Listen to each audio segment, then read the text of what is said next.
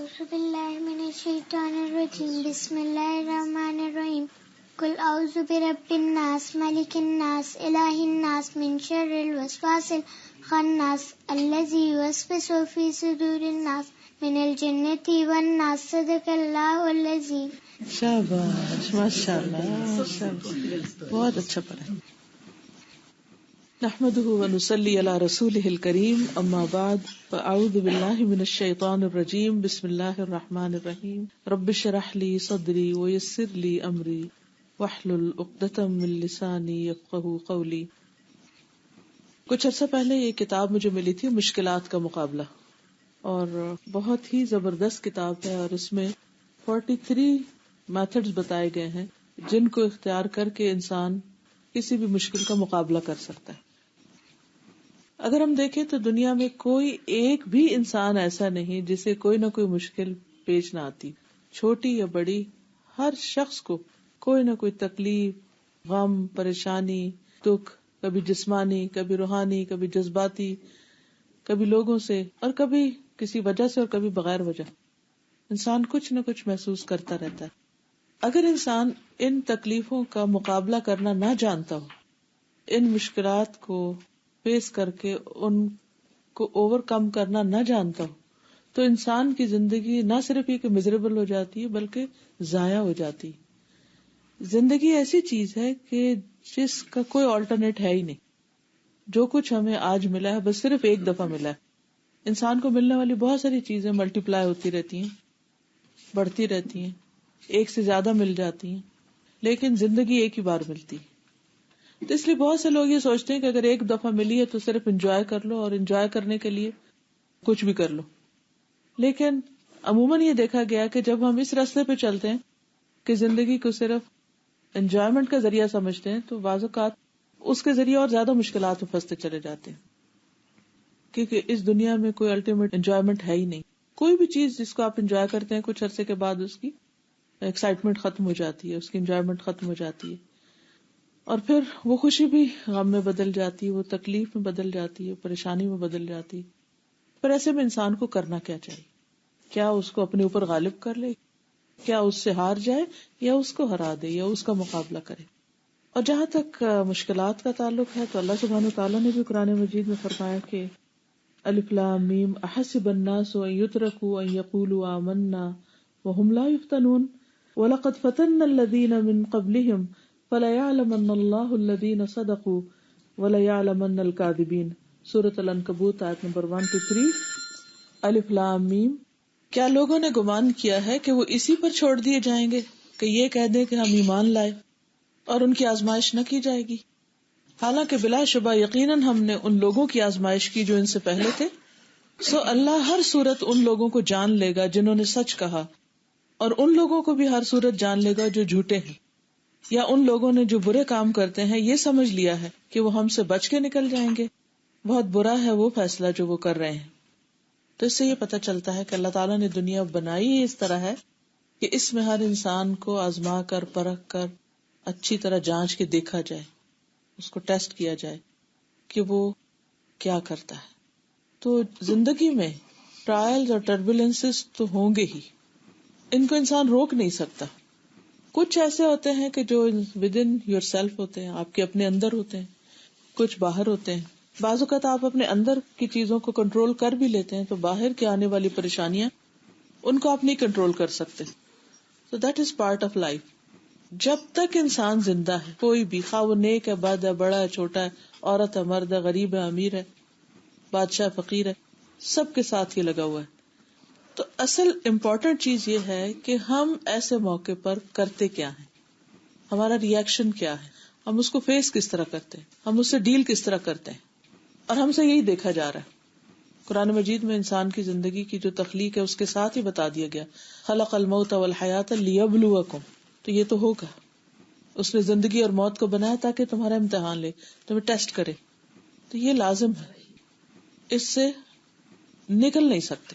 پھر یہ بھی نہیں کہ جو امتحان ہے وہ کوئی غلط قسم کے یا برے لوگوں پر آتے ہیں، نیک لوگوں پر بھی آتے ہیں، اور جو جتنا زیادہ نیک ہوتا ہے اس کا امتحان اتنا زیادہ ہوتا ہے. حدیث میں آتا ہے اشد الناس بلاء الانبیاء ثم الامثل فالامثل. لوگوں میں سب سے زیادہ سخت آزمائش انبیاء کی ہوتی ہے. حالانکہ اللہ کے کتنے محبوب ہوتے ہیں, کتنے پیارے ہوتے ہیں, اور سارے انبیاء سے خود نبی صلی اللہ علیہ وسلم جو ہیں وہ سب سے زیادہ اللہ کے محبوب ہیں, اور سب سے زیادہ اگر کسی پہ تکلیفیں آئی ہیں تو آپ پر آئی ہیں.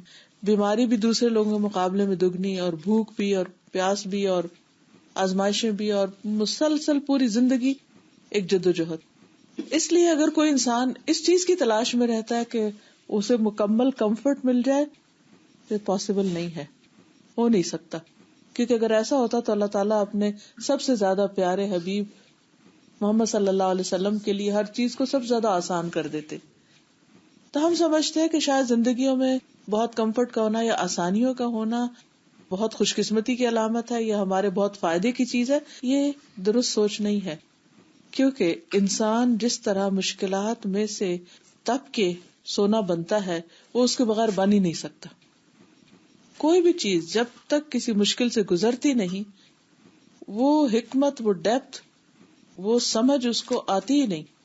یعنی کسی بھی انسان کو وہ سمجھ آتی ہی نہیں جب تک کہ وہ خود کسی ایسی چیز کا تجربہ نہیں کر لیتا.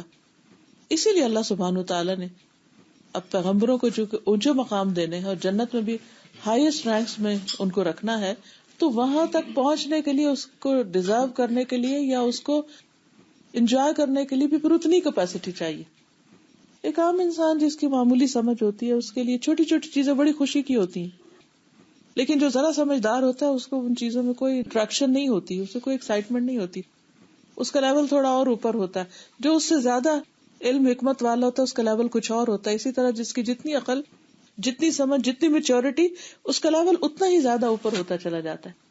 تو اس لیے یہ اللہ سبحانہ وتعالی کا ظلم نہیں ہوتا اپنے بندوں پر, یا ان کے ساتھ کوئی عداوت نہیں ہوتی, یا بندوں کے ساتھ کوئی دشمنی نہیں ہوتی کہ وہ ان کو آزمائشوں میں ڈالتا ہے یا وہ تکلیف میں مبتلا ہوتے ہیں, بلکہ یہ ان کے لیے سراسر عین خیر خواہی کی بات ہوتی ہے.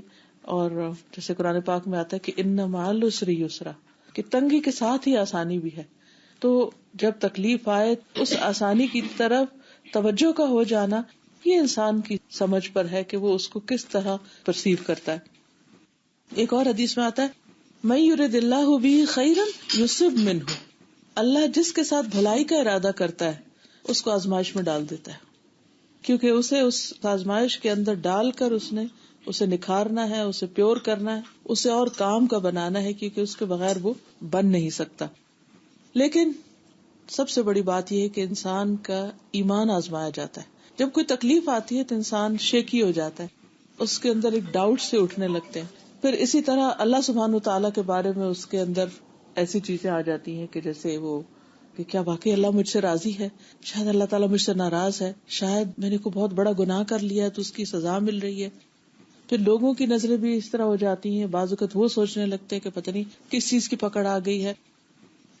تو انسان ایک تو اپنے اندر کی تکلیف, دوسرا لوگوں کی باتوں کی, تیسرے وہ جو کچھ ہو رہا ہوتا ہے انسان کے ساتھ اس کو سمجھنا, یہ ساری چیزیں مل کر انسان کی زندگی کو میزریبل کر دیتی ہیں. تو ایسے میں ضروری ہے کہ انسان پھر ان آزمائشوں کا اور تکلیفوں کا مقابلہ کرنا جانے, اور کس وقت کیسے ری ایکٹ کرنا ہے, کس تکلیف کے آنے پہ کرنا کیا ہے, اس کو اچھی طرح سمجھ لے. کیونکہ اگر وہ سمجھ میں آ جائے تو پھر خیر ہی خیر ہے. نبی صلی اللہ علیہ وسلم نے فرمایا عجبا لامر المؤمن ان امرہ کلہ خیر, مومن کا معاملہ بہت ہی تعجب والا, امیزنگ, بلا شبہ اس کا سارا معاملہ بھلائی والا ہے, ہر حال میں اس کے لیے بھلائی ہے. اور یہ سعادت صرف مومن کو حاصل ہے. اگر اس کو خوشی ملے تو وہ شکر کرتا ہے اور یہ اس کے حق میں بہتر ہوتا ہے, اور اگر اسے تکلیف آئے تو صبر کرتا ہے اور یہ بھی اس کے حق میں بہتر ہوتا ہے. تو گویا جس کے اندر ایمان ہوتا ہے اس کا اللہ پر اعتماد ہوتا ہے, ایک ٹرسٹ ہوتا ہے کہ میرے رب نے جو بھی میرے ساتھ کیا وہ بہت ہی بہترین کیا, اور وہ بعض اوقات انتہائی تکلیف کی حالت میں بھی صبر کر رہا ہوتا ہے اور ساتھ ہی صبر کے شکر بھی کر رہا ہوتا ہے. مثلاً ایک حدیث میں آتا ہے کہ مومن کا حال عجیب ہے کہ جب اس کی روح اس کے پہلوؤں سے نکل رہی ہوتی ہے, جسم کا ساتھ چھوڑ رہی ہوتی ہے, تو اس وقت بھی اس کی زبان پر شکر ہوتا ہے, اس وقت بھی اس کی زبان پہ اللہ کی تعریف ہوتی ہے, اور یہی اس کے ایمان کا پتہ دیتی, کیونکہ جس کا ایمان درست نہیں وہ اس موقع پہ فوراً پکڑا جائے گا کہ دیکھو یہ منہ سے کیا نکالتا ہے، یہ اس وقت کیا سوچتا ہے، یہ اس وقت کس طرح ریئیکٹ کرتا ہے. یہی انسان کے کامیاب ہونے یا ناکام ہونے کا وقت ہوتا ہے. اور یہ بھی ہے کہ ایک مرتبہ نبی صلی اللہ علیہ وسلم نے لوگوں کے سامنے ایک چوکور ڈبہ بنایا اور اس کے بیچ میں ایک لکیر بنائی. کہا کہ یہ انسان کی زندگی ہے. مثلا اگر آپ انسان کی پام دیکھیں نا تو یعنی یہ انسان کی زندگی ہے.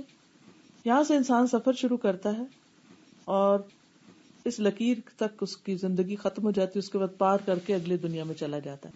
اب یہاں جب سفر شروع کرتا ہے تو ہر تھوڑی دیر کے بعد رکاوٹ ہے، رکاوٹ رکاوٹ رکاوٹ کلیمٹی سے ہر تھوڑی دیر کے بعد کوئی بس. تو جب تک وہ زندہ رہتا ہے، ایک سے نکلتا ہے، ایک برج کراس کرتا ہے تو ایک اور برج آ جاتا ہے، ایک اور آ جاتا ہے، ایک اور آ جاتا ہے، ایک اور آ جاتا ہے. یعنی کبھی بھی انسان یہ نہ سمجھے کہ یہ مشکل جو میں نے اس وقت گزاری یہ بس آخری چیز ہے، اس کے بعد کوئی اور نہیں. اس کو مینٹلی پریپیئرڈ ہونا چاہیے کہ اس کے بعد کچھ اور بھی ہو سکتا ہے. اور پچھلے ٹیسٹ میں نے پورے نمبر نہیں لیے، پچھلے ٹیسٹ میں مجھ سے کمی ہو گئی، تو اب اگلے ٹیسٹ میں مجھے، یعنی ویسے تو انسان عافیت کی دعائیں مانگتا ہے، لیکن اگلے میں مجھے پہلے سے اپنے آپ کو پریپیئر کرنا ہے. مثلا بازو کا ایسا ہوتا ہے کہ کسی انسان کی طرف سے کوئی تکلیف پہنچ جاتی ہے تو انسان اس کو برا بلا کہنا شروع کر دیتا ہے. پھر جب اس کا غصہ ہوتا ہے تو پھر وہ سوچتا ہے کہ ہائے یہ تو میں نے ٹھیک نہیں کیا، اگر میں تھوڑی دیر چپ ہو جاتا تو معاملہ خود ہی رفع دفع ہو جاتا. پھر اگلی دفعہ کے لیے انسان اپنے ساتھ عہد کرتا ہے کہ اگر ایسی سچویشن پیش آئی تو میں ایسا نہیں کروں گا، اس طرح کا ری ایکشن نہیں کروں گا. کیونکہ ہر ٹیسٹ میں دیکھا یہ جاتا ہے کہ ری ایکشن کیا ہے. جیسے لیب ٹیسٹ ہوتے ہیں نا تو اس میں مختلف کیمیکلز کے جب ٹیسٹ کیا جاتا ہے تو یہ دیکھا جاتا ہے کہ کون سا کیمیکل کس چیز کے ساتھ ریئیکٹ کس طرح کرتا ہے، اور اس کے مطابق پھر اس کو دیکھا جاتا ہے کہ کون سی چیز کتنی ورتھ ہے یا کون سی چیز کہاں فائدہ مند ہے. جب اللہ تعالیٰ نے انسان کو ایک اسٹیٹس دینا ہوتا ہے تو اس وقت یہ دیکھا جاتا ہے کہ یہ کس درجے تک جانے کا مستحق ہے. ایک دنیا کے درجے ہیں اور ایک آخرت کے درجے ہیں. آخرت کے درجے ان کا دنیا سے کوئی مقابلہ نہیں، وہ کہیں بہت ہی بلند ہے. اللہ تعالیٰ بعض اوقات ایک بندے کے لیے ایک بلند درجہ رکھتا ہے، بہت اونچا درجہ، لیکن اس بندے کے عمل اتنے نہیں ہوتے کہ وہ وہاں تک پہنچ سکے، اتنے کریڈینشیل نہیں ہے کہ وہ اس پوسٹ کو حاصل کر سکے، اس مقام پہ پہنچ سکے. تو اللہ سبحانہ وتعالیٰ اس کو وہاں تک پہنچانے کے لیے مشکل میں مبتلا کر دیتا ہے، کسی آزمائش میں ڈال دیتا ہے. اور پھر اگر وہ شخص اس وقت اس پہ صبر کر جاتا ہے تو پھر اس صبر کی وجہ سے ایک دم وہ شوٹ کرتا ہے اور وہاں جا پہنچتا ہے.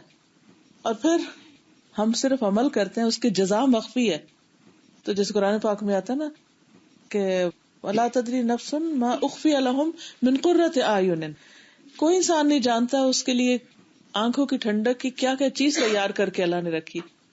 چونکہ وہ سب کچھ چھپا ہوا ہے، ہمیں نظر نہیں آتا، اس لیے ہم اس کو ویلیو نہیں کرتے، اس لیے ہم تھوڑی دیر میں گھبرا جاتے ہیں. ہم سمجھتے شاید یہ مشکل جو آئی ہے تو اس پہ صبر کا پتہ نہیں کوئی اجر ہے بھی کہ نہیں، اور میں ایسے ہی چپ کر کے بیٹھا ہوں، یا میں نے فلاں موقع پر یہ ریئیکٹ کر سکتا تھا یا میں یہ جواب دے سکتا تھا، یا میں اس کو اس طرح اپنے سے ہٹا سکتا تھا، تو میں نے اس طریقے پر یہ کام نہیں کیا تو شاید میں ہار گیا ہوں یا ناکام ہو گیا ہوں یا پیچھے رہ گیا ہوں یا چھوٹا ہو گیا ہوں یا دنیا میں میری عزت نہیں رہی. ہرگز ایسا نہیں. اگر انسان کو یہ سمجھ آ جائے کہ عزت ذلت اللہ کے ہاتھ میں ہے، کسی کے دل میں انسان کے لیے محبت اور نفرت وہ بھی اللہ ہی ڈالتا ہے، کسی کے لیے خیرخواہی کے جذبات، کسی پہ انسان جب رحم کرتا ہے، تاکہ ماں بھی بچے پہ کرتی ہے، یہ ایک جانور بھی اپنے بچے پہ کرتا ہے تو وہ بھی اللہ ڈالتا ہے. ان ساری چیزوں کا اصل کنٹرول اللہ کے ہاتھ میں ہے، بندوں کے ہاتھ میں کچھ بھی نہیں ہے. اور جو کچھ وہ دیتا ہے وہ بھی اس کی حکمت پر مبنی ہے، اور جو لیتا ہے وہ بھی اس کی حکمت پر مبنی ہے. ہمیں بظاہر کسی چیز کے جانے پہ یہ نظر آتا ہے کہ اس میں نقصان ہی نقصان ہے، حالانکہ اللہ تعالیٰ نے اس چھوٹے سے نقصان جو پوری دنیا کا بھی زوال ہو جائے نا، پوری دنیا کا بھی نقصان ہو جائے تو آخرت کے مقابلے میں بہت ہی چھوٹا ہے.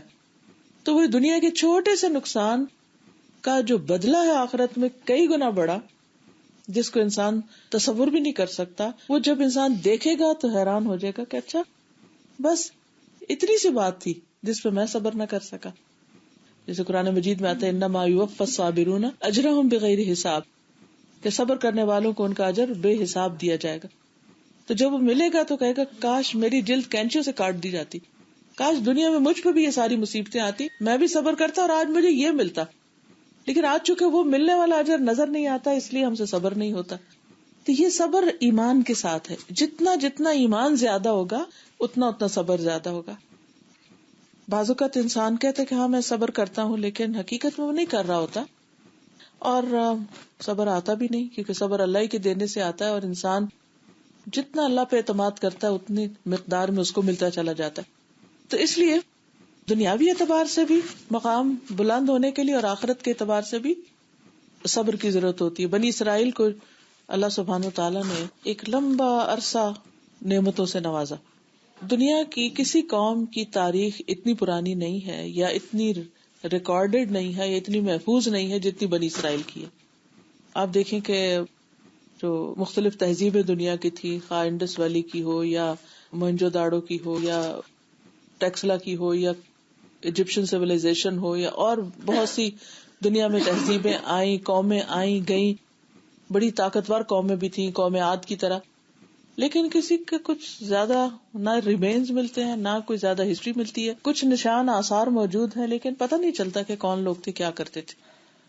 اس کے برعکس اگر آپ بنی اسرائیل کو دیکھیں تو ایکچولی ابراہیم علیہ السلام سے جن کی تاریخ شروع ہوتی ہے تو اب تک یہ قوم چلی آ رہی ہے.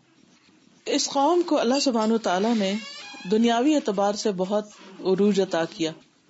قرآن پاک میں 2 دفعہ آتا ہے، یا بنی اسرائیل اذکروا نعمتی التی انعمت علیکم وانی فضلتکم علی العالمین.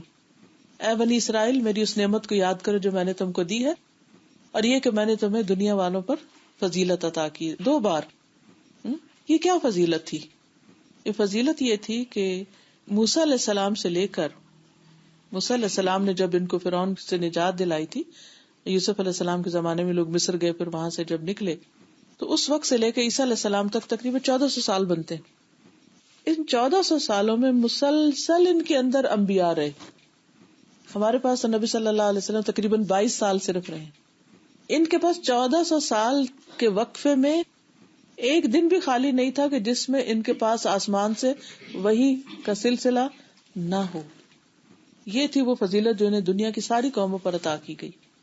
لیکن ان نعمتوں کو پا کر ان کا جو ریاکشن تھا، یا ان کا جو جواب تھا، یا ان کی جو اطاعت اور فرما برداری کا لیول تھا، وہ درست نہیں تھا. ہاں، جہاں جہاں جن حصوں میں تھا وہاں اللہ نے ان کو امامت بھی عطا کی. ان میں انبیاء کے علاوہ ملوک بھی بھیجے. تو اللہ تعالیٰ سورۃ السجدہ میں فرماتے ہیں وَجَعَلْنَا مِنْهُمْ أَئِمَّةً يَهْدُونَ بِأَمْرِنَا لَمَّا صَبَرُوا وَكَانُوا بِآيَاتِنَا يُوقِنُونَ. اور ہم نے ان میں سے کئی پیشوا بنائے جو ہمارے حکم سے ہدایت دیتے تھے جب انہوں نے صبر کیا اور وہ ہماری آیات پر یقین کیا کرتے تھے. تو اس سے ہی پتہ چلتا ہے کہ کسی بھی کام کے کرنے کے لیے انسان کو، خواہ وہ دنیا کا ہو یا دین کا ہو، خواہ تبلیغ ہو یا ٹیچنگ ہو یا کسی اور پیشے سے آپ منسلک ہو، ان سارے کاموں کو کرنے کے لیے سخت محنت اور صبر چاہیے.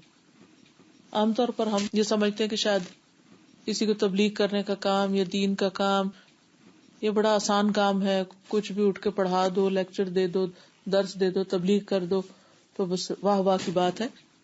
ایسا نہیں ہے. جو شخص بھی اس راستے پر چلتا ہے اس کے لیے بھی طرح طرح کے مسائل ہیں، چاہے وہ اللہ کا کتنا ہی پیارا کیوں نہ ہو. اور اگر وہ اس پر صبر کرتا ہے تو اللہ سبحانہ وتعالیٰ اس کی بات میں بھی اثر ڈال دیتا ہے اور اس کے لیے اور راستے ہموار کر دیتا ہے. اور اگر وہ صبر نہیں کرتا تو جو وہ کر رہا ہوتا ہے وہ بھی جاتا ہے. جیسے بنی اسرائیل عزت اور بلندی کے مقام سے نیچے آ گئے، اسی طرح انڈیویجولز بھی ایسے ہی ہوتے ہیں کہ اگر اللہ ان کو چنتا ہے کسی کام کے لیے اور وہ اس میں ثابت قدمی اختیار نہیں کرتے تو واپس ڈکلائن ہو جاتا ہے.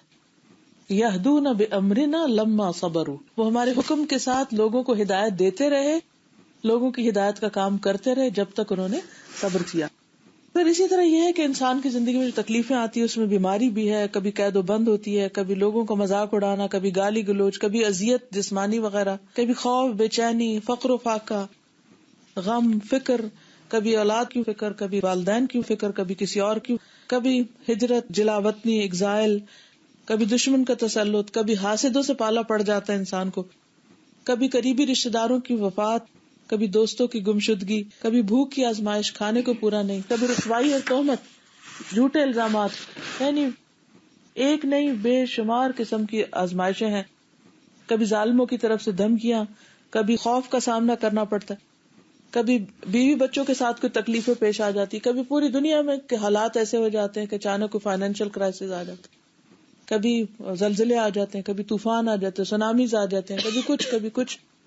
اور پچھلے ہفتے جو آپ نے سنا ہوگا کہ کس طرح میٹرائٹ جو ہے وہ گرا ہے، اور اس سے لوگ اپنے گھر میں آرام سے بیٹھے ہیں، یک اٹھ کے تو کھڑکی کے پاس گئے، شیشے لگے اور ختم ہو گئے وہیں پر. کسی کو 5 منٹ پہلے بھی کسی کو خیال نہیں ہوگا کہ یہ ہونے والا ہے. تو میں کبھی سوچتی ہوں کہ ہم کتنے خطروں کی زد میں ہیں. کسی وقت کوئی سیارہ ستارہ ٹوٹ کے گرے تو ہم تو اسی وقت ڈھیر ہو جائیں. اور زمین کے اندر آپ دیکھیے کہ اندر کیا کچھ لاوا بھرا ہوا ہے، کسی وقت وہ پٹے تو ہم کہیں کے نہ رہیں. تو ہم میں سے کوئی بھی کہیں بھاگ نہیں سکتا، نہ اللہ سے ناراض ہو کے بھاگ سکتا ہے. آپ دیکھیے کہ ایک پیغمبر اللہ سے نہیں بندوں سے ناراض ہوئے تھے کہ میری بات نہیں سنتے، یونس علیہ السلام. اور جب وہ نکل کے گئے تو کس طرح ویل نے ان کو ہڑپ کر لیا اور کس طرح لے کے وہ سمندر کے اندر چلے گی. کتنے اندھیرے وہاں ہو سکتے ہیں، لیکن کس طریقے سے پھر اللہ تعالیٰ نے ان کو نکال کے باہر ڈالا جب انہوں نے اللہ کو پکارا. تو لا ملجا ولا منجا منکا الا الیک، اللہ تجھ سے بھاگنا کوئی پناہ، کوئی راستہ، کوئی شیلٹر ہے ہی نہیں مگر تیرے ہی پاس، تو ہی پناہ دے سکتا ہے. تو اس لیے جب کوئی تکلیف آئے تو نمبر 1 یہ کہ انسان اللہ سے کبھی ناراض نہ ہو، اسے اللہ سبحانہ وتعالیٰ کی طرف سے کوئی سزا یا عذاب نہ سمجھے، اللہ سے گمان اچھا رکھے، صبر سے کام لے، اپنے ری ایکشن پر نظر رکھے. حادثے پر تو نظر ہوتی ہے، حادثے سے تو انسان پریشان ہوتا ہی ہے، لیکن اصل چیز کیا ہے؟ میں کیا کر رہا ہوں. اس وقت پورا فوکس اپنے آپ پہ ہونا چاہیے کہ میں بول کیسے رہا ہوں، میں کہہ کیا رہا ہوں، میں چل کیسے رہا ہوں، میں لوگوں سے معاملہ کیا کر رہا ہوں، کیا میں اپنی عبادات میں سٹیبل ہوں جیسے پہلے تھا، اس میں بہتری آئی، کیا میں پہلے سے بہتر انسان بن گیا ہوں یا پہلے سے بھی گیا گزرا ہوں کہ میں نے اپنا ایمان ہی ستیہ ناش کر دیا، پوری زندگی بھر کی محنت کی ہوئی 2 لفظ اللہ کے خلاف ناراضگی کے بول کے سب کچھ صفایا کر دیا.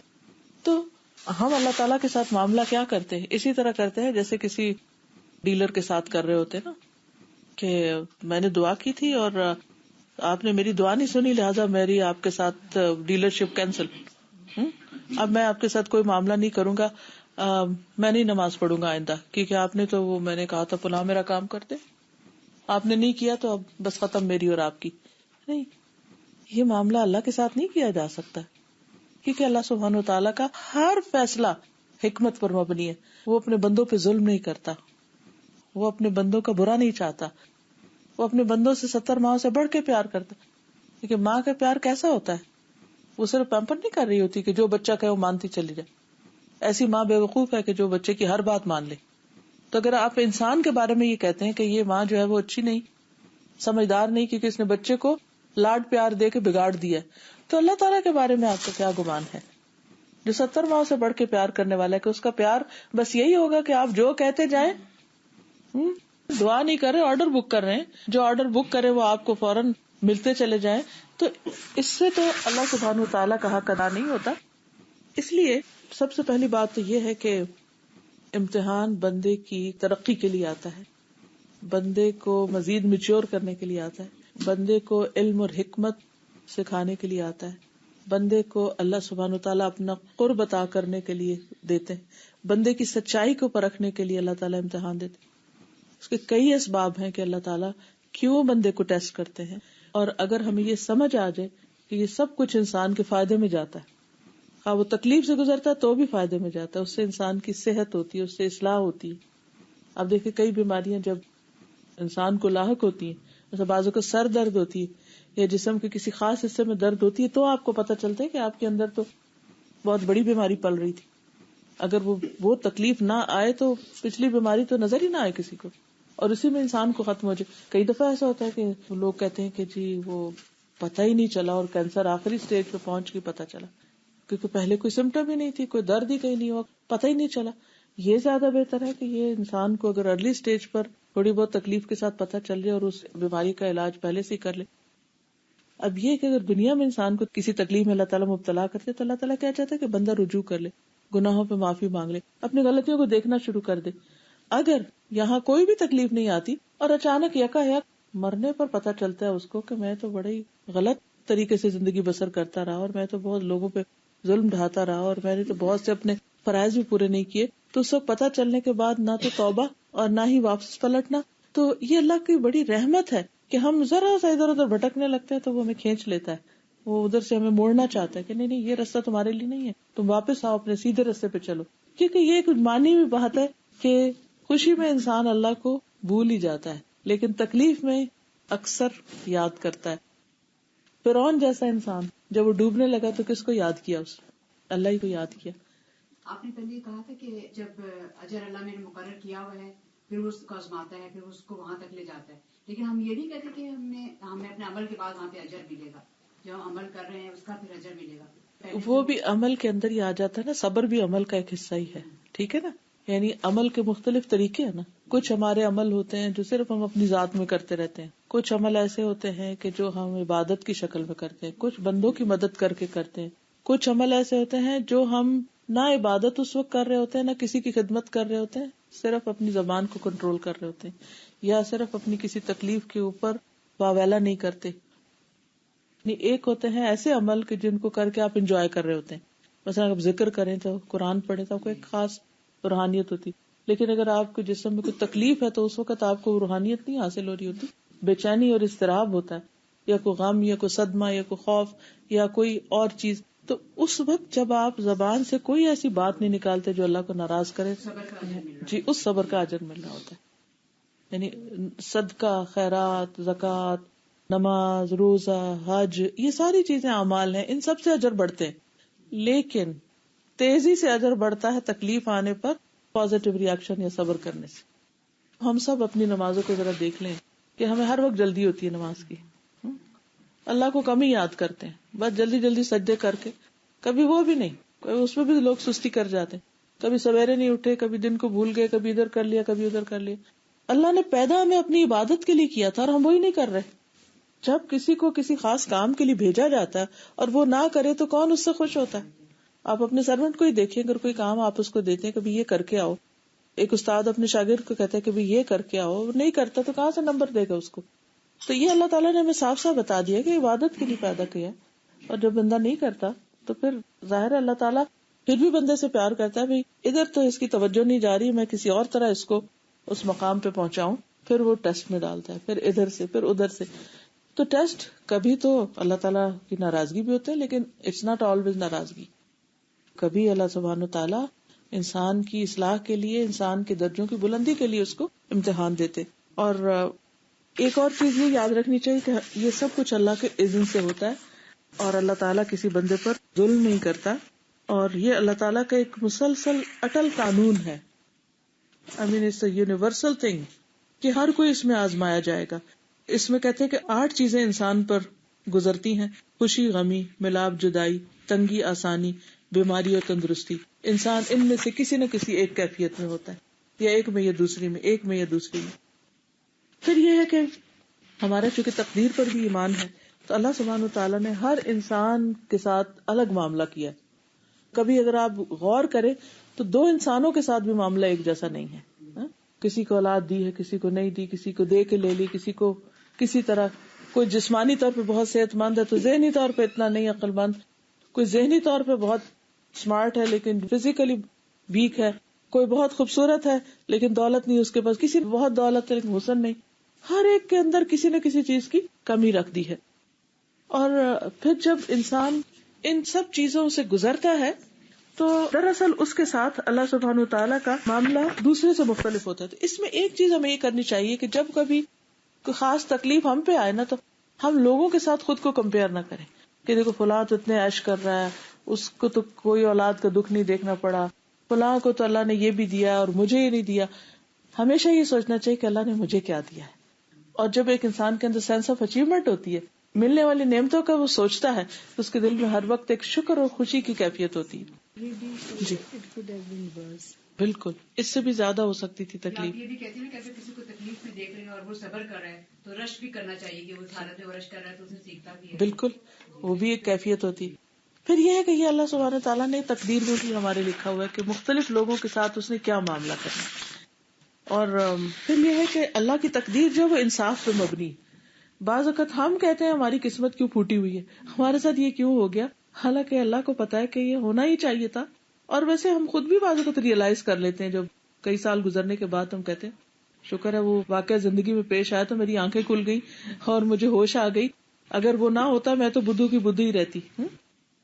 تو بعض اوقات آپ نے دیکھا ہوگا کہ لوگ بے وفائی کر جاتے ہیں, کوئی دھوکہ دے جاتا ہے, قریب ترین لوگ, بعض اوقات بہن بھائی ایسا رخ کرتے ہیں. بہن بھائی تو کیا اپنی اولاد جن سے انسان کی اتنی توقعات ہوتی ہیں, بعض اوقات بالکل جیسے کہتے ہیں نا کورا جواب دے جاتے ہیں کہ وی کانٹ ڈو دیٹ. پچھلے دن کسی نے مجھے کہا کہ ہماری شادی بہت اچھی گزری لیکن یکایک پتہ نہیں میری بیوی کو کیا ہوا اور اس کی بالکل ہی نظریں پھر گئی.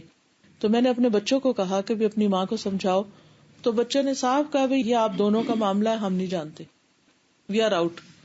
کہتے کہ بیوی تو جو کر رہی تھی, بچے کا یہ جواب مجھ سے برداشت ہی نہیں ہوا کہ ایسے بھی سفید خون ہوتے ہیں کہ جن کے لیے ساری زندگی میں نے کمایا اور جن کو اتنا کچھ دیا, یعنی اتنی بھی مدد کرنے کو تیار نہیں. میں نے ان سے کیا مانگا, صرف یہی کہ بھی اپنی ماں کو کہو کہ میرے ساتھ اچھا سلوک کرے, لیکن وہ نہ ماں کے نہ میرے. تو ایک حقیقت ہے, دنیا میں بہت دفعہ ایسا ہوتا ہے کہ انسان کو جن سے توقع ہوتی ہے وہ توقعات پوری نہیں ہوتی. پھر یہ کہ اللہ سبحانہ تعالیٰ نے قرآن پاک میں بار بار وہ یہ بتا دی کہ وَلَا يَظْلِمُ رَبُّكَ أَحَدًا, اللہ کسی پہ ظلم نہیں کرتا. تو بندے کو یہ نہیں کہنا چاہیے کسی بھی تکلیف کہ اللہ یہ تو نے مجھے بڑا ظلم کیا ہے, نعوذ باللہ. پھر اسی طرح یہ کہ وَمَا رَبُّكَ بِظَلَّامٍ لِّلْعَبِيدِ.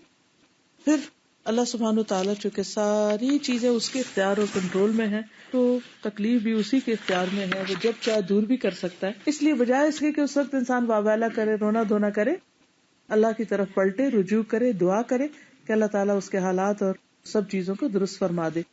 پھر یہ ہے کہ ہم سب گناہگار ہیں, ہم سب سے غلطیاں ہوتی ہیں, تو یہ جو تکلیفیں ہوتی ہیں یہ ہماری غلطیوں کا کفارہ بھی ہو جاتی ہیں اور اس سے ہمیں ایک بہتر انسان بننے کا موقع ملتا ہے.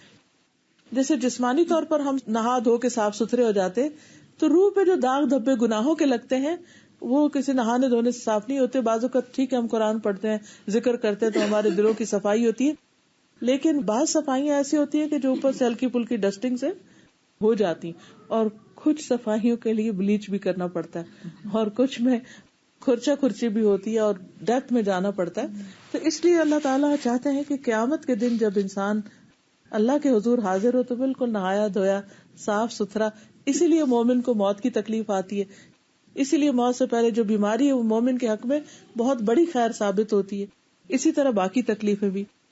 نبی صلی اللہ علیہ وسلم نے فرمایا کہ مومن کی مثال اس نرم و نازک کھیتی کی طرح ہے جس کو ہوا جھکاتی اور مائل کرتی رہتی ہے. اسی طرح مومن کو آزمائش آتی رہتی ہے اور اسے اللہ کے سامنے جھکاتی رہتی ہے. اور منافق کی مثال صنوبر کے درخت کی ہے جو اس وقت تک نہیں ہلتا نہ جھکتا جب تک اس کے کٹنے کا وقت نہیں آ جاتا. وہ پورا اکھڑ کے گر جائے گا مگر جھکے گا نہیں.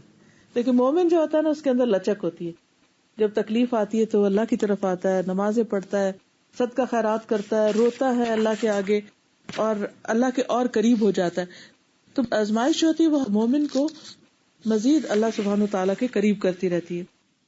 پھر یہ ہے کہ انسان کے اوپر جو تکلیف آ جائے تو یا ماضی میں جو گزر چکی ہے ان کو بار بار نہیں کوریدنا چاہیے اور اس پہ غم نہیں منانا چاہیے, کیونکہ اللہ سبحانہ تعالیٰ نے یہ تکلیفیں اس لیے نہیں دی تھی کہ انسان ان میں گھرا رہے اور انہی کو سوچتا رہے. نہ ماضی ہمارے ہاتھ میں جو ہو چکا سو ہو چکا, نہ مستقبل ہمارے ہاتھ میں ہے.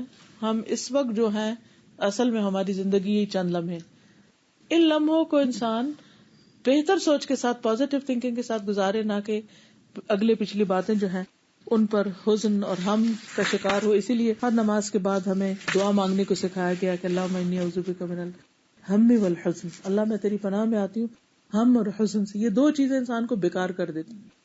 تو خوب دعا کرنی چاہیے کہ اللہ جو ہو چکی ہیں چیزیں وہ ہمارے دل سے مٹا دے, بلا دے, تاکہ جو ہمارے پاس وقت ہے اسے کسی بیٹر پروڈکٹیو کام میں گزار سکیں. پھر اسی طرح یہ کہ اللہ نے جو تم پر مصیبت نازل کی ہے اس کے متعلق تم اللہ سے راضی رہو, یعنی کہ اللہ کے بارے میں پھر ہماری تھنکنگ جو ہے وہ پازیٹیو رہنی چاہیے. پھر اسی طرح بعض اوقات انسان زندگی میں کچھ حاصل کرنا چاہتا ہے, وہ نہیں حاصل کر سکتا, انسان سمجھتا ہے کہ اس کا سب کچھ ختم ہو گیا, حالانکہ اگر وہ چیز مل جائے انسان کو تو اس کے لیے اور بڑا فتنہ اور مصیبت بنے.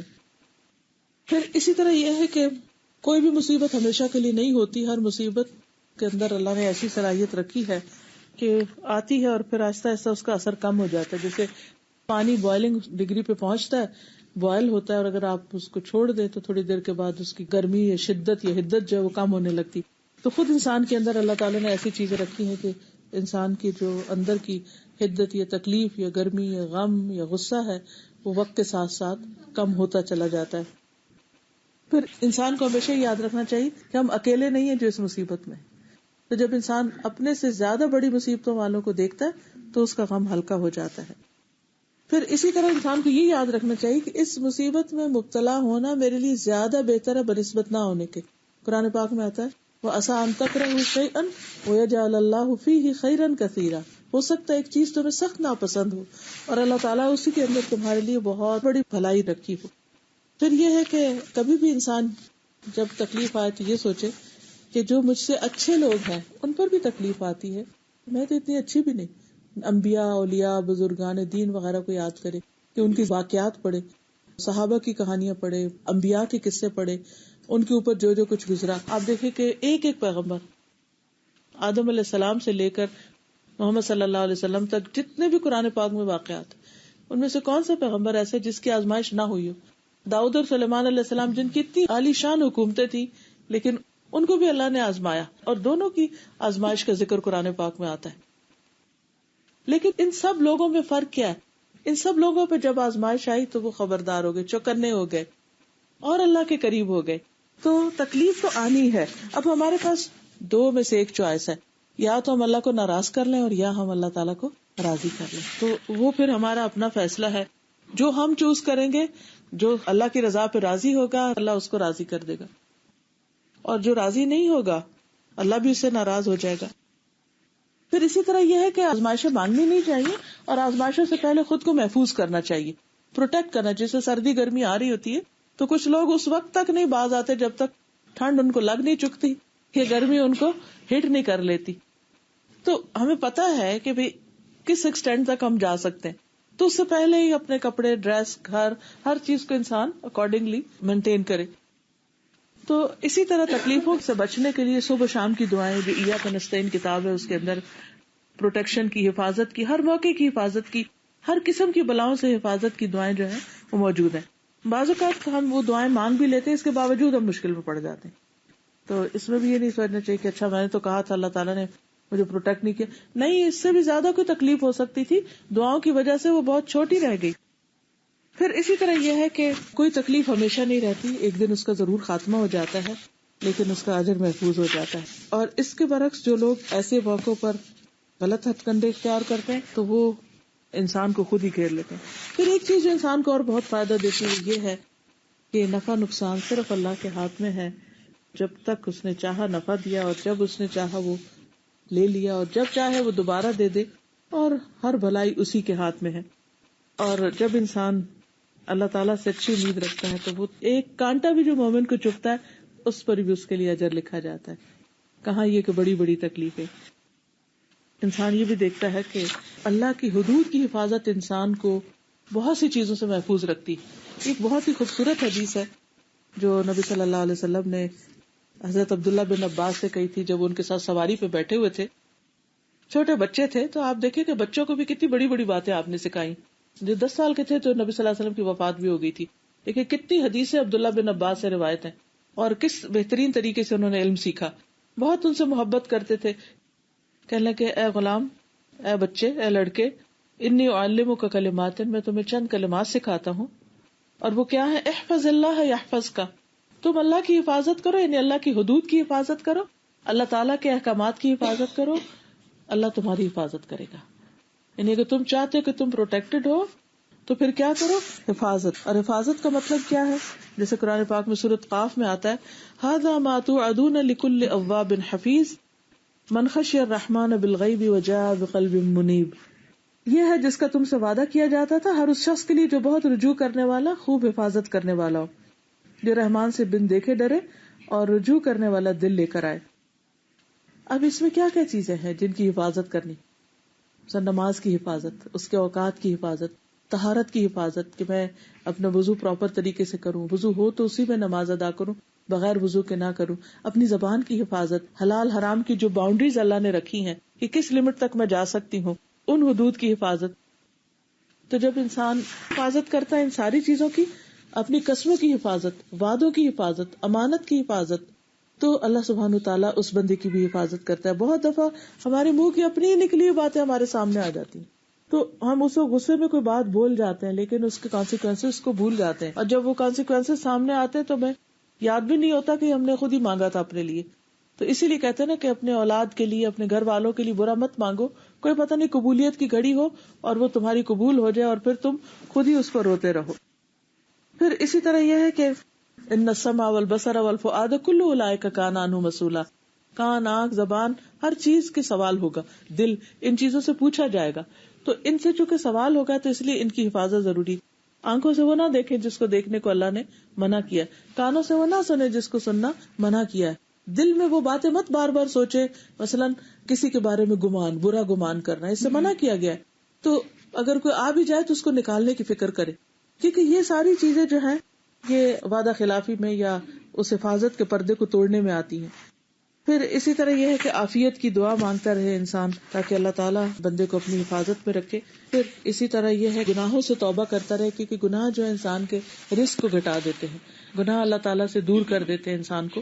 اس طرح اور بھی بہت ساری چیزیں میں نے اس میں سے صرف آدھی آپ کے سامنے رکھی ہیں. میں ہائیلی ریکمینڈ کروں گی اس کتاب کو, اگر آپ لے کے ایک ایک پیج, دو پیج بھی روز پڑھتے رہیں, لٹرلی بس تھوڑا تھوڑا, جیسے ہوتا ہے نا ایک ڈراپ لینا, وٹامن کا ایک ڈراپ کے طور پر ایک اس کا اچھی طرح سمجھ کے میں اس کو پڑھتی رہی ہوں.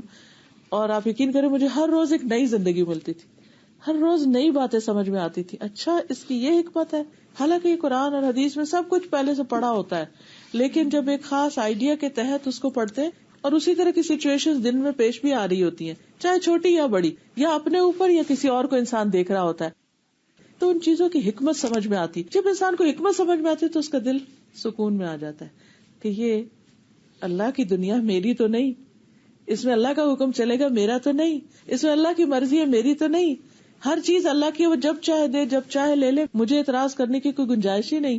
تو پھر انسان ان چیزوں کو ایکسپٹ کرنے لگ جاتا ہے. جب اللہ کی تقدیر کو اور بہت ساری چیزوں کو ایکسپٹ کر لیتا ہے تو انسان کے دل کو ٹھنڈک مل جاتی ہے.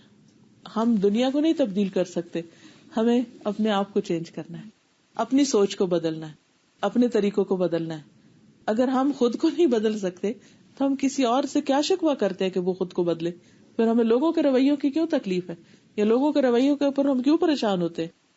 تو اس لیے جب انسان کا ایک کنیکشن ہو جاتا ہے پاور ہاؤس کے ساتھ, انرجی اس کو ملتی رہتی ہے, تو اس سے کیا ہوتا ہے کہ انسان ایک اچھی, مطمئن, خوش, پرسکون زندگی بسر کرنا سیکھ لیتا ہے. باہر طوفان بھی ہو تو اس کے اندر ایک اطمینان ہوتا ہے. یہ وہ اطمینان ہے جو دنیا میں اچھے کام کرنے کے لیے بہت ضروری ہے, ورنہ تو انسان ایک چیز سے نکل کے اس پہ پڑے, اس سے اس میں کرنے کا کام پیچھے رہ جاتا ہے. اس زندگی کا ایک ایک منٹ قیمتی ہے. ہم پوری دنیا کی دولت خرچ کر کے بھی اپنی زندگی میں اضافہ نہیں کر سکتے کہ ہم اس کو بڑھا لیں اور پھر جو کام اب نہیں کر رہے وہ تب کر رہے. نہیں, جب بری عادتیں پختہ ہو جاتی ہیں تو چاہے زندگی 100 سال بھی ہو تو انسان کچھ کرنے کے قابل نہیں ہوتا.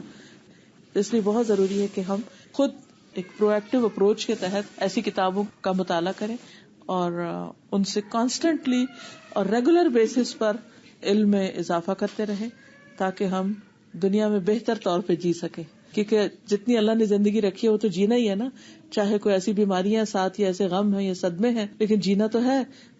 تو ایک یہ ہے کہ ہم اپنے آپ کو تکلیف دے کے جیئیں اور اللہ کی ناراضگی میں جیئیں اور اجر اس پر کچھ نہ ہو رہا. ایک یہ ہے کہ ہم اللہ کے فیصلوں کو قبول کر کے ایک بہتر طور پر جیئیں اور زندگی میں کچھ کر جائیں.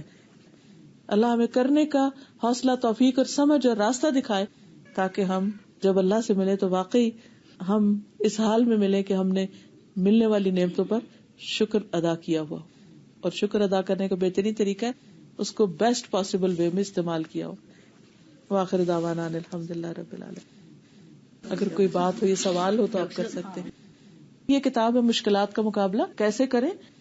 بیسیکلی کتاب عربی کی تھی جس کا اردو ترجمہ ہوا, اور عربی کا جو رائٹر شاید عامر محمد ہے, مکتبہ بیت السلام ہے ریاض میں اور لاہور میں, انہوں نے چھاپی ہے.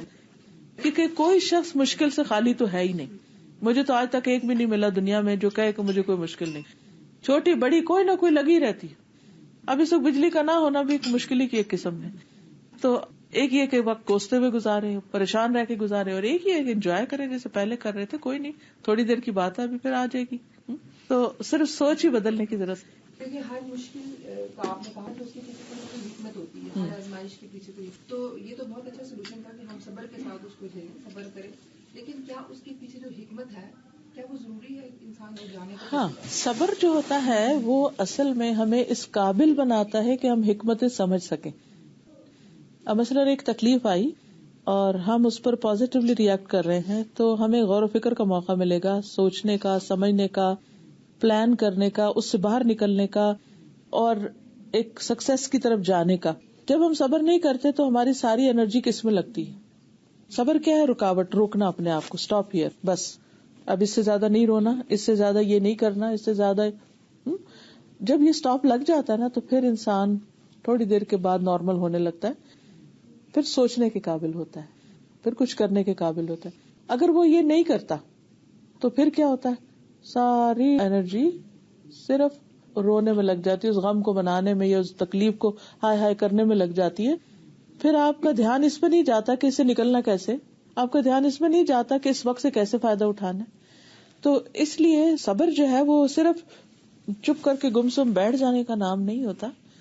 صبر کا مطلب یہ ہے کہ اپنے آپ کو اس چیز سے روک کے، اس کو برداشت کر کے جو آپ کو منفی طرف لے جا رہی ہے اس کو چینلائز کرنا ہے، پازیٹیو وے میں دوسری طرف لے کے جانا ہے. میں نے جب سے آپ کی لیکچر لینے شروع کیے ہیں تو میں نے ایک یہ بڑا اچھا پڑھا کہ رونے میں جب افسوس یا ماتم یہ ایسا کرتے ہیں تو نیچرلی جب فیملیز میں ڈیتھ ہو جاتی ہے تو کبھی رونا آتا ہے اور وہ بالکل اس مہینوں اور دنوں کر لگ جاتے ہیں. اس وقت یہ کہ نہ نماز کا ہوش رہتا ہے نہ قرآن کا ہوش رہتا ہے. جب سے یہ ہوا ہے تو یہ کہ اللہ کی مرضی، اللہ تو نے لے لیا، تیری مرضی، تیری چیز تھی، تو بڑا دل کو سکون آتا ہے یہ پڑھ کے، اور دل چاہتا ہے کہ بھی اب جو چلی گئی اس کے لیے پڑھا جائے. بالکل اسی بہتری اب رونے اور سے تو کوئی فائدہ نہیں کہ اپنے آپ کو خراب، کیونکہ جب انسان اس پہ صبر کر لیتا ہے نا تو اللہ تعالیٰ فرماتے ہیں کہ الذین اذا اصابتهم مصیبۃ قالوا انا للہ وانا الیہ راجعون اولئک علیہم صلوات من ربہم ورحمہ واولئک هم المہتدون. کہ وہ لوگ جب ان پہ مصیبت آتی ہے تو وہ کہتے ہیں بے شک ہم بھی اللہ کے لیے ہیں اور اللہ ہی کی طرف واپس جانے والے. مال چلا گیا، اولاد چلی گئی، کوئی اور عزیز پیارا چلا گیا تو ہم بھی اسی راستے پہ، آج اس کی باری کل ہماری بھی آنے والی ہے. اور اس کے بعد وہ اس کو ایکسپٹ کر لیتے ہیں کہ یہ ہو گیا، اب اس کو ریورٹ نہیں کر سکتے.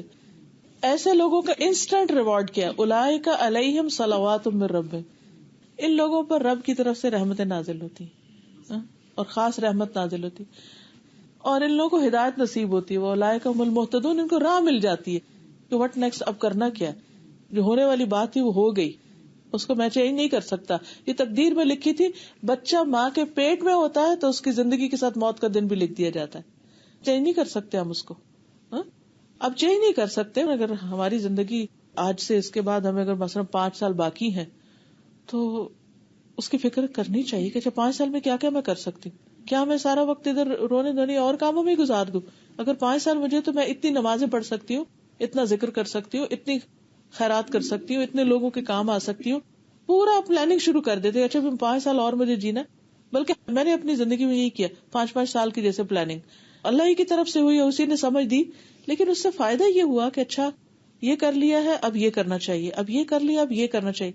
اس سے باقی جو بھی آ رہا ہے، جا رہا ہے، ہو رہا ہے، آندیاں طوفان چل رہے ہیں، لیکن فوکس کس پہ ہے؟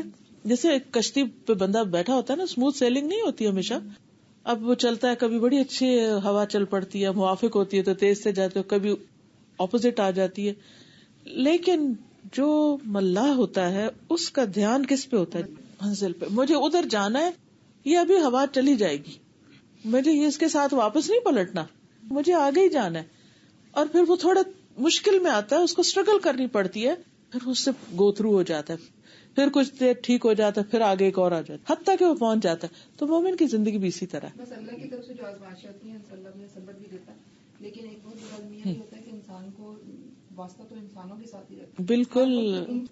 آج میں پڑھا رہی تھی گواہی کے بارے میں کہ مرنے کے بعد ہر انسان کی ایک گواہی ہوتی ہے اور وہ کاؤنٹ ہوتی ہے انسان کے نامہ اعمال میں. اور جس شخص کے لیے اچھی گواہیاں ہوتی ہیں ان کو قبول کیا جاتا ہے اور اس کے لیے جنت کی بشارت. لیکن یہ گواہیاں صرف لپ سروس نہیں کہ اوپر اوپر سے کوئی خوشامد کر رہا ہے یا سب لوگ اب اچھا کہہ رہے ہیں کسی کو تو ہم بھی اچھا ہی کہہ دیں. وہ دیکھا ہی جائے گا اس کے اندر کیا ہے. How you make other person feel about you. یہ ہمارا سب سے سخت ٹیسٹ ہے. ہمارے والد تھے تو وہ اکثر جب ہم چھوٹے تھے کہتے تھے بندوں کے حقوق ادا کرنا سب سے مشکل کام ہے. ساری زندگی بھی بندہ لگا رہے تو بندوں کے حقوق ادا نہیں ہوتے. وہ کہتی تھی کہ کیا مشکل ہے, یعنی جتنی چھوٹی سی سمجھ تھی تو وہ کہتی اس میں کیا مشکل ہے. ہمارا اس وقت کس کو حق دینا ہوتا تھا, نہ ماں باپ کی سننی پوری نہ کسی اور کی. تو پھر کچھ دن ہوتے تو پھر یہ کہتے کہ بندوں کے حقوق ایسے ہیں ساری زندگی بھی 2 تو نہیں پورے ہوتے. پھر میں کہا اچھا. اب جب ہوش آئی تو واقعی سمجھ آئی کہ آپ ایک انسان کے ساتھ ساری زندگی احسان کریں نا, اور کسی ایک دفعہ آپ سے بھول ہو جائے یا غفلت ہو جائے یا کچھ, تو جو آپ کو رسپانس ملتا ہے, جو ریئیکشن ملتے ہیں آپ کو, یا جس طرح وہ ٹریٹ کرتے ہیں آپ کو, ہم دنگ رہ جاتے ہیں اور ٹوٹ کے پارا پارا ہو جاتے ہیں کہ یہ کیا. اس وقت اگر انسان کا اللہ کے ساتھ کنیکشن ہوتا ہے تو ایسے موقع پر بڑی آسانی سے سنبھل جاتا ہے کہ میں نے آج تک جو بھی کیا تمہارے ساتھ بندے میں نے اللہ کے لیے کیا تھا, تمہارے لیے تو کیا ہی نہیں تھا. شکر ہے تمہارے لیے نہیں کیا, اللہ کے لیے کرتی رہی, چاہے قریب ترین رشتے بھی ہوں. بعض اوقات اپنی ماں کی بات ایسی چپ جاتی ہے کہ انسان کہتا ہے کہ اچھا ماں تو ایسی چیز ہے جس سے مجھے توقع ہے کہ وہ کبھی میرا دل نہیں توڑے گی. باپ سے انسان کو اتنی محبت ہوتی ہے لیکن کبھی باپ کی طرف سے ایسی بات سن لیتا ہے کہ انسان کہتا ہے میرا دنیا میں کوئی نہیں, اور حقیقت یہی ہے کہ اللہ ہی سب کچھ ہے. اور اس میں میں سوچتی ہوں کہ جیسے انبیاء پہ بڑی بڑی آزمائشیں آئی نا, تو ابراہیم علیہ السلام کا میں پڑھ رہی تھی کہ جب ان کو باپ اور ساری قوم نے مل کے آگ میں ڈالنا چاہا تو جس وقت پھینکے جا رہے تھے تو راستے میں جبریل آ گئے, میں آپ کے لیے کیا کر سکتا ہوں. تو انہوں نے کہا حسبی اللہ و نعم الوکیل, میرے لیے اللہ کافی ہے اور بہترین کارساز ہے. اس جملے کی وجہ سے, اس بول کی وجہ سے, اور یہ یعنی جب ان کو پھینکا جا رہا تھا اس پھینکنے اور آگ میں پڑنے کے بیچ کی بات ہے, کتنے سیکنڈ ہوں گے نا, لمحے. حسبی اللہ و نعم الوکیل. تو اللہ نے اس آگ کو حکم دیا کہ تم اس کے لیے آگ نہیں رہنا, آپ ٹھنڈی ہو جاؤ, اور ابراہیم پر سلامتی. اتنا بڑا توکل. میں سوچتی ہوں اگر میں اس جگہ ہوتی تو میں کیا کہتے جبریل پکڑ لو مجھے, پکڑ لو پکڑ لو, گرنے نہ دینا. یہ کیسے آتا ہے؟ یہ ان کے اندر اتنا بڑا ایمان کہاں سے آیا؟ وہ آزمائشوں سے آیا نا. جب باپ ان لوگوں میں شامل ہو گیا جو لکڑیاں ڈھو کے لا رہے تھے کہ جلانا ہے اس کو. آپ سوچئے کہ اگر آپ کو ان ہستیوں کی طرف سے جب ایسی چوٹیں ملتی ہیں, انسانوں کی پنچنگ کی بات ہو رہی ہے نا, کہ جن کے اوپر آپ کو بڑا مان ہوتا ہے, جن سے ہمارا کوئی تعلق نہیں, وہ کچھ بھی کہتے تو ہم کہتے ہیں ایسے ہی, اس کو کیا پتا, ان کی نہیں ہرٹ ہوتی اتنی. لیکن جو جان بوجھ کر ہرٹ کرتے ہیں, بہت تکلیف دہ ہوتا ہے, تو اس وقت انسان پھر کیسے ہرٹ نہیں ہوتا, اس کا کیا نسخہ ہے؟ وہ یہی ہے کہ حسبی اللہ ہو. اصل بات یہ ہے کہ اجر بھی اس پہ ہی ہے. حقیقت اگر انسان دیکھے تو انسان دنیا میں آیا بھی تنہا ہے اور اس نے جانا بھی تنہا ہے. یہ رشتے پیار کے اللہ نے بنائے ہیں, ان سب کے ساتھ ایک اللہ نے انسان کو خوشی بھی دی ہے, لیکن اللہ نے ڈپینڈنس ان پہ کرنے سے منع کیا ہے. ڈپینڈنس اللہ پر ہی ہونی چاہیے, توکل اسی پر ہونا چاہیے, اور بندوں کے ساتھ کچھ بھی کرے اتنا خالص ہو کے کہ ایک پائی کی بھی توقع نہ ہو کہ یہ میرے لیے کچھ کریں, تو انسان بالکل مطمئن رہتے. کیونکہ جب وہ نہیں کرتے تو پھر انسان کہتے ہیں یہ بیچارے کر بھی کیا سکتے ہیں, کیونکہ کرنے والا تو صرف اللہ ہے. تو اس لیے میں سمجھتی ہوں کہ اللہ سبحانہ وتعالیٰ کے ساتھ جو ہمارا ریلیشن شپ ہے اس کو ہم جتنا اسٹرانگ کر سکے, ایمان میں جتنا مضبوط ہو, تو پھر بھی بندوں کی جو تکلیفیں ہیں وہ بھی پھر یہ سوچنا چاہیے. جیسے میرے ساتھ ایسے ہوتا ہے, بہت لوگوں سے ڈیلنگ ہوتی ہے, ہر وقت معاملہ ہوتا ہے, اور ظاہر ہے کہ جب آپ کسی سے ملیں گے تبھی آپ کو تکلیف ہوگی. اگر آپ کسی سے نہیں ملتے تو پھر آپ اپنے خیال میں کچھ باتیں یاد کریں تو الگ بات ہے. وہی لوگ جو اتنے اچھے ہوتے ہیں ان کی کبھی کوئی بات ایسی چپ جاتی انسان کو. تو میں سوچتی ہوں کہ اچھا یہ ہرٹ کیوں ہوئی, اس کی کوئی وجہ ہے. اللہ تعالیٰ مجھے کچھ سکھانا چاہتا ہے. اچھا میں نے کیا سیکھا اس سے, کیا سبق ملا, میں اس کے بعد اللہ سے کتنا قریب ہوئی ہوں, اور میں کیا شیطان کے پندے میں تو نہیں آ گئی, میں نے اس کے بارے میں کتنی بدگمانی کی, میں نے اس کے پچھلے احسان کتنے یاد رکھے. کیونکہ کوئی بھی شخص جو ہمیں ہرٹ کرتا ہے وہ ہمارا پیارا ہی ہوتا ہے. تو جو پیارا ہے وہ ہم سے پیار بھی کرتا ہے, جو پیارا ہے وہ ہماری کیئر بھی کرتا ہے, خیال بھی رکھتا ہے. تو پھر جب ایک تکلیف آتی ہے تو ہم پچھلی کیوں بھول جاتے ہیں ساری. عورتوں کے ساتھ خاص طور پر یہ مسئلہ ہوتا ہے کہ جیسے وہ حدیث میں آتا ہے نا کہ وہ شوہر کو کہتی ہے میں ساری زندگی تم سے کوئی سکھ نہیں پایا. وہ ایک دم ایسے جذبات میں مغلوب ہوتے کہ ہر چیز بھول جاتی.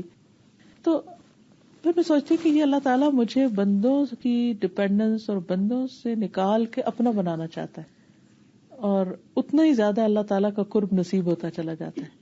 پھر جب کوئی احسان کرتا ہے تو اس پر خوشی بھی بڑی ہوتی ہے کہ اللہ نے اس کے دل میں ہمارے لیے ڈالا اور اس نے کیا، اور اس کا انسان شکر گزار بھی ہوتا ہے.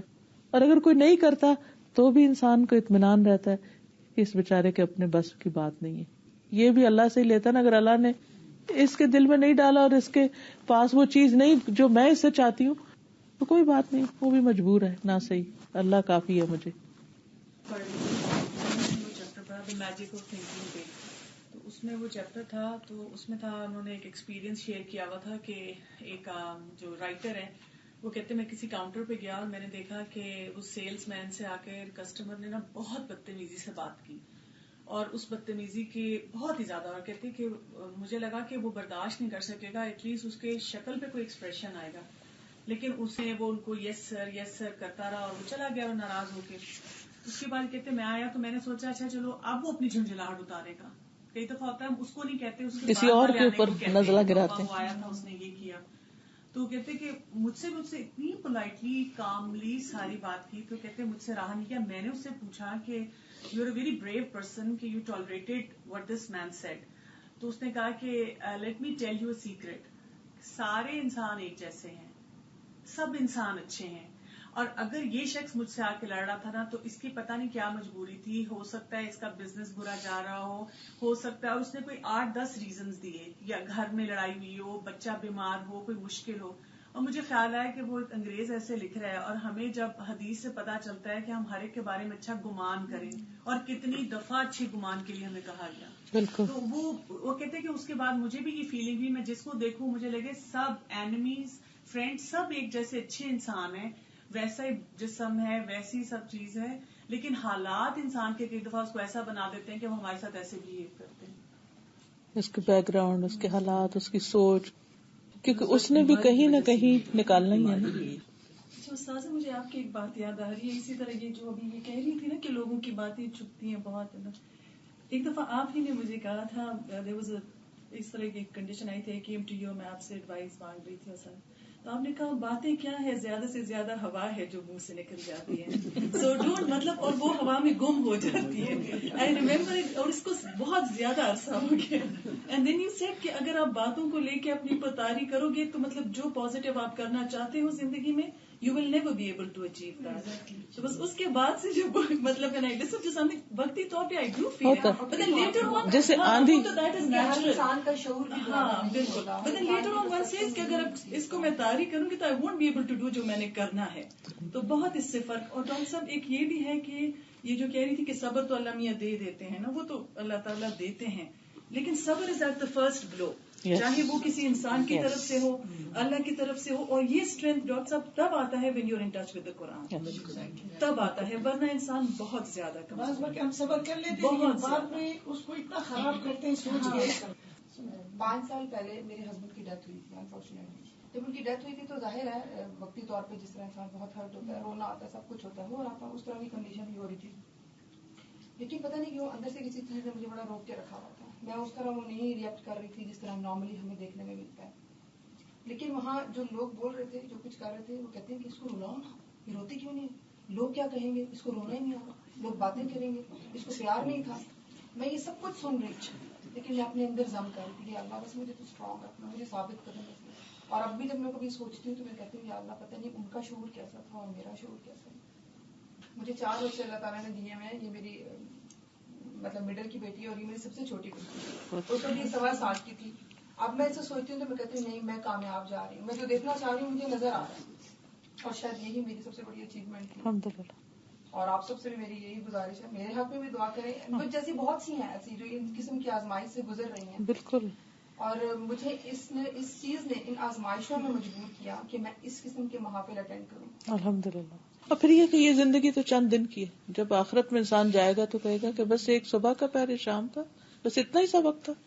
ابھی تو لمبی لگتی ہے لیکن قیامت کے دن لمبی نہیں ہوگی، سب کچھ گزر جائے گا. اس برے سچویشن کی حکمت بعد میں بھی نظر آنی شروع ہوتی ہے، اور آخرت میں تو خوب نظر آ جائے گی پچھلا سارا دیکھ کے. آج ہم سمجھتے ہیں ہم شاید لکی نہیں، لیکن وہاں ہمیں لگے گا ہم سب سے زیادہ خوش قسمت ہیں. سامنے ہماری ایک کیفیت ہوتی ہے، جب ہم باہر جاتے فرق ہو جاتی ہے. کیا کہا کہ اگر تمہاری اسی طرح تو پھر تو فرشتے تم سے ہاتھ ملاتے ہیں. اس میں یہ کہ 3-4 چیزیں. ایک ہے کمپنی. جن لوگوں کے ساتھ انسان اٹھتا بیٹھتا ہے، جن لوگوں کے بیچ میں ہوتا ہے، وہ جو کچھ کہتے ہیں وہ ہم پہ اثر ہوتا ہے اس کا. تو کچھ رشتے تو ایسے ہوتے ہیں جو آپ کے ساتھ لگ گئے ہیں نا، ان کو تو آپ نہیں کاٹ سکتے یا ان سے آپ نکل نہیں سکتے. لیکن انسان پھر اپنی چوائس سے بھی اپنی کوئی ایسی کمپنی ضرور رکھے. جیسے آپ کہہ رہی ہیں کہ میں اس وجہ سے ایسی محفلوں کو اٹینڈ کرتی رہتی ہوں کہ جس سے میرا یعنی اسٹرانگ ہو رہی، اسٹرینتھ آ رہی ہے، میچورٹی آ رہی ہے. اگر آپ ان سے کٹ جائیں تو ان کے اندر آنے اور نہ آنے میں بہت بڑا فرق ہے. تو ایک تو کمپنی، ماحول. مثلاً سخت سردی بھی پڑی ہو، برف بھی پڑ رہی ہو، تو جب ہم ہیٹر لگے ہوئے کمرے میں آ جاتے ہیں تو فرق پڑتا ہے نا. کتنا؟ بہت پڑتا ہے. ایسے جیسے شاید گرم ہی کوئی برف پڑ رہی ہے، کیونکہ ہم گرمی میں ہوتے ہیں. تو اس سے بہت بڑا فرق پڑتا ہے کہ ہم کس محفل میں ہیں، کس مجلس میں ہیں، کس ماحول میں ہیں. اس ماحول کو بنانا پڑتا ہے، وہ بنا نہیں ملتا. ہیٹر جلانا پڑے گا، ونڈوز بند کرنی پڑے گی، کارپیٹ بچھانا پڑے گا، چائے لانی پڑے گی. ایک ماحول بناتے ہیں آپ. اسی طرح ایمان کے لیے بھی، ایمان کی تقویت کے لیے بھی ماحول بنانا پڑے گا. اچھے لوگوں میں بیٹھنا پڑے گا، صحبت صالح اختیار کرنی پڑے گی. دوسری چیز ہے کہ انسان روحانی ترقی کے لیے کوشش کرتا رہے. جس میں قرآن کا پڑھنا ہے، تہجد کا پڑھنا ہے، ذکر اذکار کرنے ہیں، اس کے لیے لازمی وقت نکالے. اس سے انسان کی جب روح اسٹرانگ ہوتی ہے تو بہت ساری چیزیں جو ہیں وہ پھر سرفیس پہ آ جاتی ہیں اور ہلکی لگتی. تیسری چیز یہ کہ اپنی عقل اور ذہن اور سمجھ کو پڑھاتا رہے، مختلف چیزیں پڑھتا رہے. اس میں ریلیجس لٹریچر کے علاوہ کوئی بھی دنیا کی اچھی کتابیں، اچھا مطالعہ مسلسل کرتا رہے. کسی بھی ایک دن ایک اچھی کتاب پڑھنے کے بعد جو آپ کا موڈ ہوگا اور نہ پڑھنے کے بعد بہت بڑا فرق ہوگا. میں تو کتاب کھولتی جاتی تو ایسے لگتا ہے جیسے دماغ کو کسی نے وہ کوئی ایک دم کوئی چیز صفائی والی لگا دی ہے، اور ایک آئیڈیا سے دوسرا، دوسرے سے تیسرا، تیسرے سے چوتھا، ایسے لگتا ہے زندگی آ گئی ہے مجھ میں. اور اگر میں ریڈنگ نہ کروں، پڑھوں نہ، تو مجھے ایسا لگتا ہے کہ جیسے پتہ نہیں کہاں غرق ہوئی پڑی ہوں، یعنی جیسے دماغ کو زنگ لگ گیا.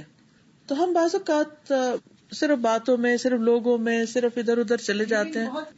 اب دیکھیں نا، صحابہ کرام جو ہیں ایک دن میں ایک پوری منزل قرآن کی پڑھتے تھے. ہم ایک سپارہ بھی پڑھنا ہمارے لیے مشکل، ہم جلدی میں ہوتے، جلدی میں پڑھتے نہیں. لیکن اگر آپ تھوڑی دیر اپنے آپ کو روک لینا، نہیں آدھا گھنٹہ قرآن پڑھنا ہے مثلاً، یا 15 منٹ پڑھنے، تو آپ پڑھتے رہیں گے. آپ کے پہلے 5 منٹ اور طرح گزریں گے، دوسرے اور، تیسرے اور، چوتھے اور آخر میں آپ کو ایسا ریلیف ہوگا، ایک دم آپ کسی اور اسٹیٹ میں ہوں گے. پھر اس کے ساتھ جو ہے مختلف ہیبٹس جو ہیں ہماری، سونے کی، جاگنے کی، کھانے پینے کی، ایکسرسائز کی، یہ ساری چیزیں بھی ہمارے اوپر اثر انداز ہوتی ہیں. بعض اوقات مینٹلی ڈسٹرب ہوتے ہیں یا ویسے ڈپریسڈ ہوتے ہیں تو ہماری باقی ساری روٹین بھی اس کے اندر سک ہونے لگتی ہے اور وہ بھی ڈسٹرب ہو جاتی. تو ان سب کو بھی کرنے کے لیے اپنی زندگی گزارنے کے جو طریقے ان کے اوپر بھی غور کرنے کی ضرورت ہے. ہر چیز میں ایک بیلنس جب آتا ہے. بعض بہت قریبی رشتے دار ہوتے ہیں، ان کے بعض ماننی پڑتی ہیں بعض باتیں، ایسے ہیں جو آپ کو زیادہ شاید پسند نہ ہوں، تو ان میں پھر وہ سمجھتے ہیں کہ یہ اوائڈ کر رہے ہیں ہمارے ساتھ، کیوں ایسے کر رہے ہیں، اس محفل میں شریک نہیں ہو رہے، اس میں نہیں ہو رہے. ان کو ایکسپلین کر دینا چاہیے. اگر انہیں سمجھ نہ آئے پھر کیا کریں؟ بس پھر چھوڑ دینا چاہیے سمجھا کے ایک دفعہ. میں آج ہی کی مثال بتاتی ہوں کہ میں بالکل کلاس کے لیے تیاری کر رہی تھی تو کسی دوسری سٹی سے ہمارے کچھ ریلیٹیوز آ گئے. اب وہ ٹائم اتنا کروشل تھا کہ ادھر 500 لوگ بیٹھے ہیں، انتظار کر رہے ہیں کہ میں آ کے ان کو پڑھاؤں، اور اس امانت کا حق یہ ہے کہ میں پڑھ کے جاؤں، نہ کہ ایسے اٹھ کے چلی جاؤں. اور ادھر سے یہ لوگ آ گئے تو آئے ہیں، میں ملی ہوں اچھی طرح سب کچھ. بچی کو میں نے کہا کہ تم سرو کرو، اور میں نے ان کو معذرت کی. میں نے کہا اس وقت میں ایک بہت بڑی امانت ہے میرے اوپر، مجھے اسے ادا کرنا ہے، تو آپ بھی میرے ساتھ چلے. تو میں دروازہ بند کیا، تھوڑا سا میں نے اپنا جو پڑھنا تھا پڑھا، اس کے بعد ان کو بھی میں ساتھ لے کے چلی گئی کلاس میں. جب میں واپس نکلی ہوں تو اتنا انہوں نے شکریہ ادا کیا کہ ہمیں اس سے اچھی تو کوئی ٹریٹ مل ہی نہیں سکتی تھی کہ جو کچھ آپ نے ہمیں وہاں بیٹھ کے دیا. اس کے بعد کھانا کھلایا جو بھی گھر میں تھا، اور پھر اس کے بعد ان کو رخصت کیا. اتنے خوش وہ لوگ واپس گئے. اب میں اس وقت سوچتی کہ اگر میں اس وقت کہتی ہاں نہیں اب تو میں چونکہ یہ آ گئے ہیں تو اس لیے اگر یہ مائنڈ کریں گے تو میں پہلے ان کو اٹینڈ کر لوں، اور پڑھنے کا تو خیر ہے نہ بھی پڑھوں، اور کلاس میں جا کے اٹھ پٹانگ کام کرتی اور ان کو بھی لے جاتی یا نہ لے جاتی، تو نہ ادھر کے نہ ادھر کے. کچھ چیزیں ایسی ہیں کہ جو انسان کی زندگی میں اصول ہونے چاہیے اور دوسروں کو، ہمارے آس پاس والوں کو پتا ہونا چاہیے کہ یہ ہماری ڈیوٹی ہے، یہ ہماری ذمہ داری ہے، یہ ہمیں کرنا ہی کرنا ہے. ہم نماز ہوتی ہے نا، کوئی آ جائے تو ہم نماز قضا کر کے بیٹھ جاتے ہیں کہ یہ مائنڈ کرے گا. تو جب تک ہم لوگوں کے خوف میں رہتے ہیں تو ہم اللہ کا حق ادا نہیں پوری طرح کر سکتے.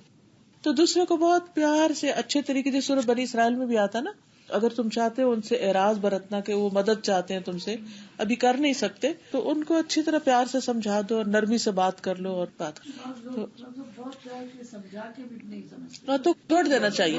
دیکھیے خدا تو نہیں ہے نا ہمارے، کوئی بات نہیں، ڈپینڈنس نہیں ہونی چاہیے بندوں پر، کسی پر بھی ڈپینڈنس. توکل صرف اللہ پہ ہونا چاہیے. نفع نقصان کا مالک اللہ کو سمجھنا چاہیے. ہمارا رزق اللہ کے ہاتھ میں. کوئی اگر ہماری مدد کسی بھی طرح کر رہا ہے اور کسی بات میں ناراض ہو کے مدد چھوڑ دیتا ہے، اللہ تعالیٰ اس سے بہتر دروازہ کھولے گا. وہ ہمارا بھی ٹیسٹ ہے اور اس کا بھی ٹیسٹ ہے. دیکھیے ہم ان کے ساتھ احسان کرتے رہے، کیونکہ ان کو جب ہماری ضرورت پڑے گی تو واپس آئیں گے. بس یہ کہ ہر چیز کا ایک کرنے کا انداز اچھا ہو. That's it. سبحانک اللہم و بحمدک، اشہد ان لا الہ الا انت، استغفرک و اتوب الیک. السلام علیکم و رحمۃ اللہ وبرکاتہ.